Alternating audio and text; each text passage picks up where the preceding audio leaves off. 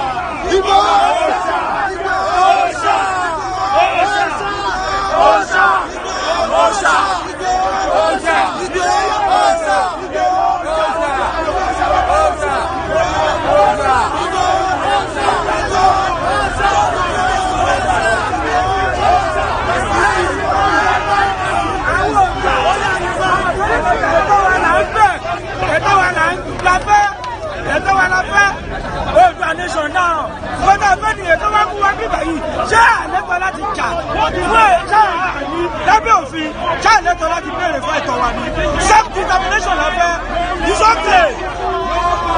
Yoruba want to stand on his own. Nigeria self-determination.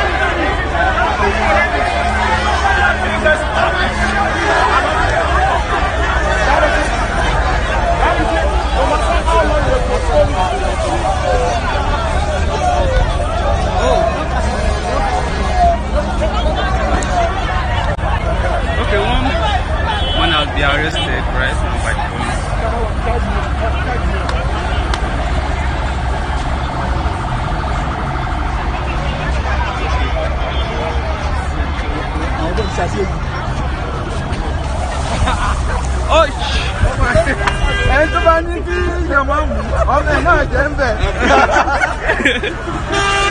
Ẹ̀bà tó ní yóò mú ni ọmọ ẹ̀ náà jẹ́ ń bẹ̀.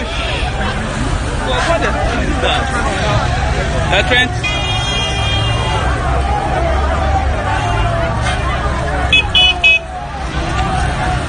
So this is the current situation right now at Ojota. Benjamin Alpha. Baba Lola. Help me keep this in your bag, please. Thanks.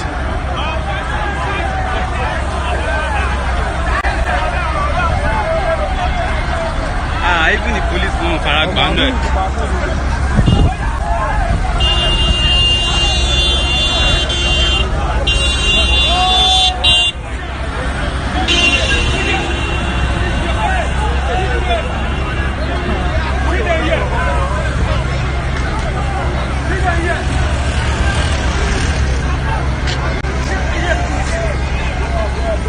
Well, it's like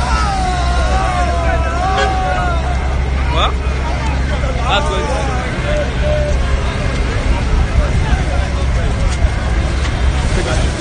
oh shit! Yeah!